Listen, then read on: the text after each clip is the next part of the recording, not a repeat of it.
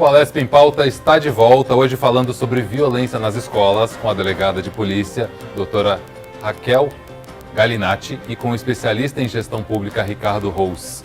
Voltando a falar de tecnologia, a gente falou muito de celulares, câmeras, monitoramento, como usar essa tecnologia que eles usam no dia a dia dos celulares, das mídias sociais, a favor do ensino. Como os professores e os próprios alunos podem fazer isso? Nós podemos e devemos utilizar essas novas tecnologias de informação e comunicação a favor da educação. Mas isso não é uma tarefa simples. Apesar de nós termos programas diversos, seja de monitoramento de como se usa as redes sociais, seja de bloqueio, seja projetos aplicativos e programas educacionais que dão ali uma modernidade, que envolvem, que trazem esse jovem que ora já é meio desconectado da realidade escolar hoje em dia, do modelo educacional que nós temos no Brasil, que é o mesmo modelo dos nossos avós, por exemplo, para essa juventude que está conectada, que está nas redes sociais. Isso não dialoga. O jovem de hoje na sala de aula não dialoga com a realidade do modelo educacional que está sendo oferecido para ele. E essas tecnologias de informação e de comunicação podem ajudar muito a trazer esse jovem para a participação. E aí, de novo, problemas complexos. Não adianta a gente trazer ideias simples, nós temos que realmente se aprofundar neles.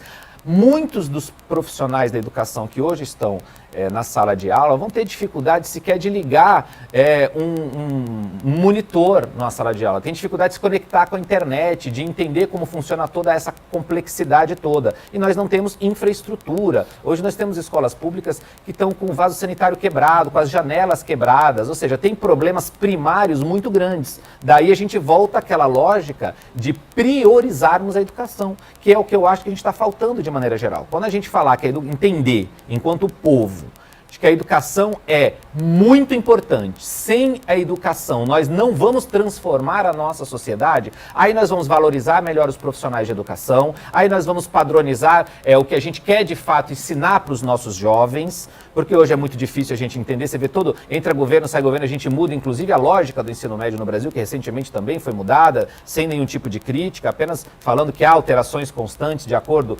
com a cor do partido que ocupa a cadeira do poder, e não é algo padronizado, não é algo contínuo. Então nós precisamos de fato priorizar a educação.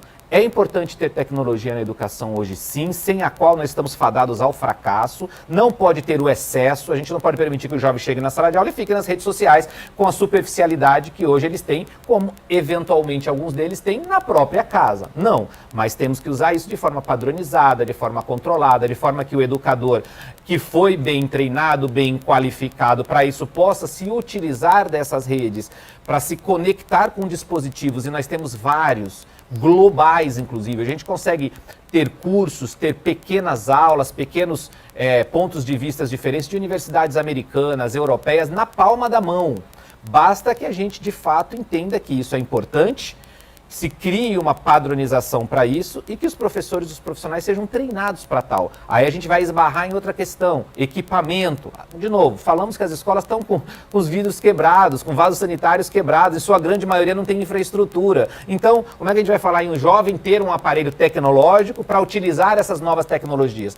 Poucas, não são todas, poucas escolas têm Wi-Fi. A Wi-Fi apenas permite que o jovem, com o aparelho dele, se conecte às redes sociais e fique ali divagando daquele assunto que está sendo tratado na sala de aula.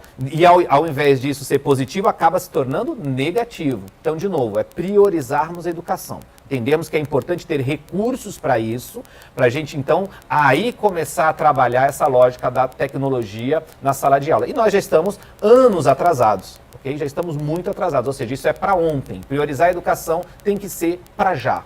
O básico na escola não funciona, você falou do vidro, do vaso sanitário, isso também estimula um tipo de violência, né? Uma revolta do aluno que está numa escola que as coisas não funcionam. Não tem internet, a janela está quebrada, passa um calor às vezes. Existem escolas no estado de São Paulo ainda de ferro, escolas de lata, as famosas escolas de lata. Isso também estimula a violência dentro das escolas. E aí a gente pode chegar na questão da valorização dos professores, também, que reclamam constantemente de salários, de condições de trabalho. Esse conjunto de coisas acabam estimulando ainda mais a violência nas escolas. Essa teoria da janela quebrada que a Raquel falou aqui é o estudante que chega na escola o vaso sanitário não está funcionando, está quebrado, a janela da sala de aula está quebrada, ele não tem um ventilador, não tem num calor que nós estamos vivendo aí, e os especialistas dizem que vai aumentar bastante. Um dia não tem merenda, um dia não funciona a água, na chegada da escola, a pracinha na frente está totalmente sem zeladoria, abandonada. Um conjunto de fatores que faz com que esse jovem também se sinta compelido a jogar um papel no chão, uma latinha no lugar indevido, a não respeitar o professor, porque muitas vezes, como nós já falamos aqui, esse jovem já vem com uma deficiência educacional de casa, de pais que têm algum problema. Essa demonização da polícia também é muito ruim para a nossa sociedade, ao invés da gente educar, porque o bom cidadão é amigo da polícia. Quem teme a polícia é o vagabundo. Então nós não podemos de forma alguma colocar na cabeça das nossas crianças de que a polícia é ruim, de que a polícia apenas bate nas pessoas. Não, existem excessos em todas as profissões no planeta Terra, vai ter excessos na polícia e para isso tem a corregedoria para cuidar desse assunto. Mas de maneira geral a polícia é o braço do Estado para fazer cumprir a legislação. E é importante que os nossos estudantes entendam isso para que hajam em cooperação. O ProERD, por exemplo, que é um programa maravilhoso da Polícia Militar dentro das escolas, é um dos programas mais bem-sucedidos para lidar com as crianças. Ele precisa ser complementado, nós precisamos ter várias outras ações, porque só o ProERD sozinho não vai ter a efetividade que nós queremos. Precisamos ter um conjunto de ações. E daí, de novo, a gente cai na mesma lógica da falta de valorização e de priorização da educação. Porque esse é um conjunto de fatores que a gente já falou aqui sobre zeladoria no entorno das escolas, muitas vezes é competência da Prefeitura Municipal e não do Estado.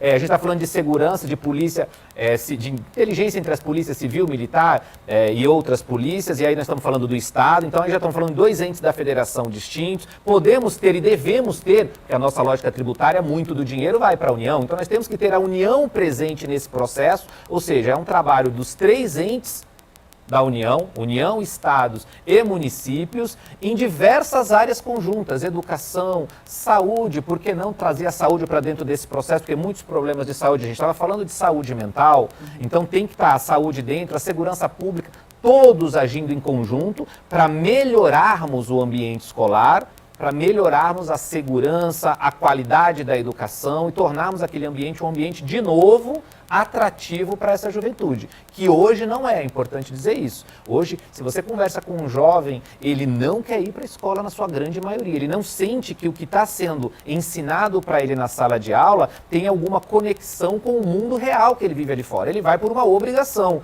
porque ele tem que cumprir aquela tabela, como a gente diz, mas ele não percebe valor naquilo que está sendo ensinado para ele na sala de aula. E isso desconecta esse jovem, joga esse jovem cada vez mais para as redes sociais, e de novo, as redes sociais é um ambiente fértil para toda essa problemática que nós estamos trazendo aqui da questão da segurança especificamente, da questão da saúde mental. Então tem realmente um conjunto de fatores, temos que sentar com os vários especialistas que nós temos no Brasil, observar os projetos positivos que nós temos em várias ilhas de excelência em alguns estados, como Ceará, como Goiás, aqui no estado de São Paulo também, no estado do Espírito Santo nós temos alguns estados do Sul, nós temos algumas ilhas de excelência educacional, entender o que está acontecendo ali para poder replicar com vontade política e com recursos, para que de fato a gente tenha a educação como prioridade e a gente faça de fato a mudança necessária para que a gente consiga dar os próximos passos que precisamos.